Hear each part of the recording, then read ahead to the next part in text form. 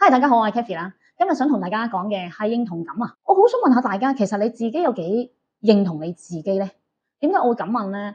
係因為咧呢個世界，尤其是我做咁多唔同嘅 case 之後，我發現好多人係唔係幾認同自己。佢好多時就算佢嘅工作又好，或者家庭又好，佢都覺得自己好似做得唔好啊，或者做極都係咁，好容易被其他人某一啲說話而打擊得到。咁我好想同大家講，其實認同唔係別人去認同你。